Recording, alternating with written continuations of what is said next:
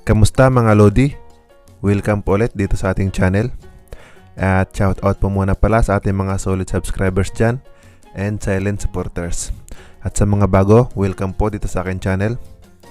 Dito po ay gumagawa ko ng mga videos na kung saan ay pwede tayong kumita online gamit lamang ang ating mga mobile phone, mobile applications at iba't ibang websites. Kaya kung gusto mo yung mga ganitong video, please subscribe to my channel bilang suporta at pakiclick na rin ang bell button para ma-update ka sa mga future videos. And for today's video mga lods is ituturo ko naman sa inyo kung paano mag-withdraw dito sa 7STAG International. So kung gusto nyo mapanood yung una kong video dito is hanapin nyo lang sa video section ng aking channel para makita nyo yung tungkol or more information about 7STAG International. So para mag-withdraw dito mga lods is kailangan na unang-una is nakaano muna yung payout information nyo. Kailangan nakasave na yung bank details nyo. So para mag-set up nyan, ilalagay nyo lang dito yung bank kung ano yung gusto nyo, GCash, BPI, BDO, Union Bank, and Security Bank. So yung ginagamit ko dito mga lods is itong Union Bank. So kung anong mayroon ikaw, yun pwede mong gamitin dito or pwede kang maglagay dito ng multiple bank accounts. So ilalagay nyo lang ito yung account name and account number. And dito naman sa branch is pwede nyo i-leave it blank na lang to or wag nyo lang lagyan. And then click nyo itong upgrade payout informations. So kung gusto nyo pang maglagay ulit ng pangalawa or other option, click same procedure lang din, click nyo ulit dito. And kung gusto naman BPI, yan yung account name and yung account number and update information ulit. So para makapag-withdraw mga lods is dito muna tayo pupunta sa wallet conversion. Dito naman sa wallet conversion mga lods is mayroong direct referral, indirect referral, and rewards. So ito ibig sabihin nito, i-convert natin kung ano yung available sa wallet natin. So halimbawa dito sa indirect mga lods, kung mapapansin nyo dito mga lods is mayroong nakalagay na convert now, and ito naman sa baba yung kulay green convert now, and ito naman sa baba converted. So ibig sabihin nito mga lods is na-convert ko na siya into real money. Then pag na-convert na kasi mga lods is pwede mo na siyang ma-withdraw. So i-convert lang natin to lahat. Then okay.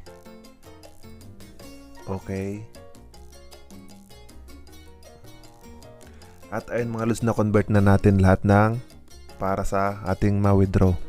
So dito punta naman tayo dito mga lods sa dashboard ulit, at dito natin makita yon sa DR wallet available for encashment. So ito na yung available natin na pwedeng ma-withdraw, itong 2341. So nasa direct pa lang, indirect pa lang yun. Check na rin natin dito sa direct referral kung mayroon. At ito mga lods, mayroong isa, convert lang din natin yan. Ayun, converted na. And balik ka dito sa dashboard. So kung mapapansin nyo mga lods is nadagdagan yung direct wallet available for encashment. So naging 37 na siya. And para naman ma-withdraw na ito mga lods is click nyo lang dito sa withdraw money sa pinakambaba. So kung ano yung withdraw natin mga lods, ano mayroong direct wallet or rewards wallet. Magkaiba to mga lods. Yung direct wallet is ito yung mga sa direct invites natin or yung mga invites ng invites natin. At ito namang rewards wallet mga lods is ito yung stocks na binili natin na pag nag-matured siya is pwede natin siyang ma-withdraw. So dito muna tayo sa direct wallet. So yung available balance ko mga lods is 3741.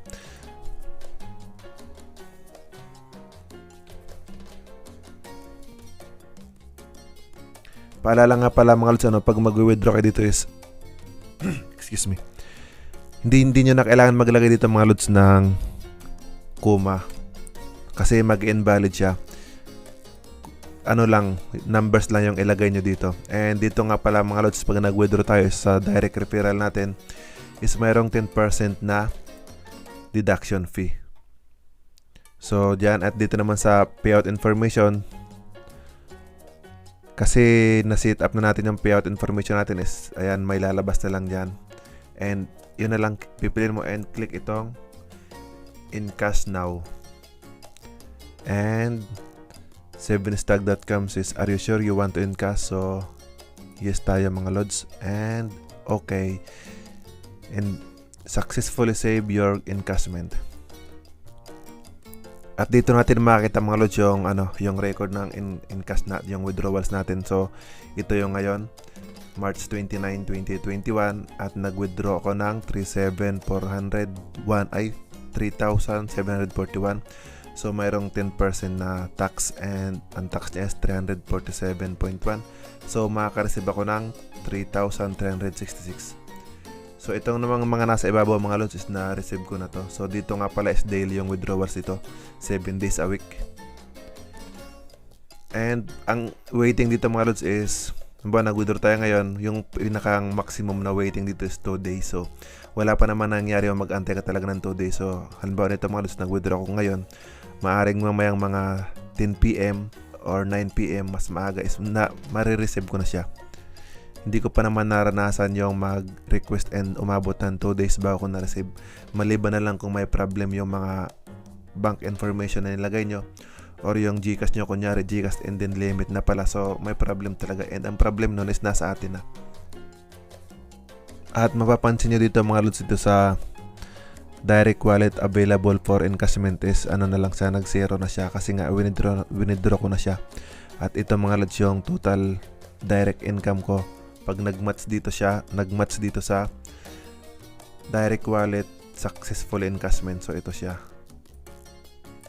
nag-match na siya mga lods. So ayun, yun lang muna yung about dito sa withdrawals dito sa STAG International.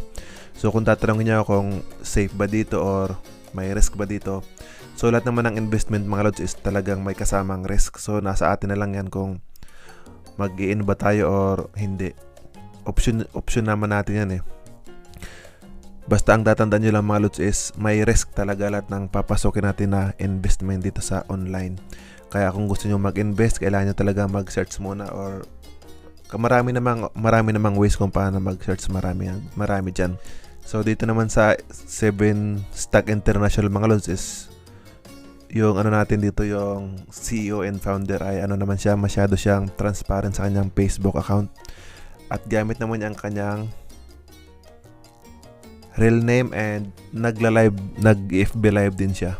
So kahit ganun, hindi ko pa rin sinasabi na legit talaga dito or wala yung possibilities na maglao siya or mawala. Talagang risk pa rin talaga mga lods. At kung mag-invest kayo mga lods is yung afford nyo lang, yung extra nyo lang, huwag nyong ilalagay yung mga pang-emergency nyo. At ayun mga lods, so hanggang dito na lang muna. At ito nga pala yung CEO and founder ng 7 STAG International, si Mr. Vernon P. Suminig. So pwede nyo siyang ma-search sa Facebook. Ito rin yung nakapangalan niya sa kanyang Facebook account. Nag-iisa lang yan na may profile picture siyang nakatayo siya sa likod ng kanyang sasakyan. So yun, hanggang dito lang muna and see you on my next video. Bye!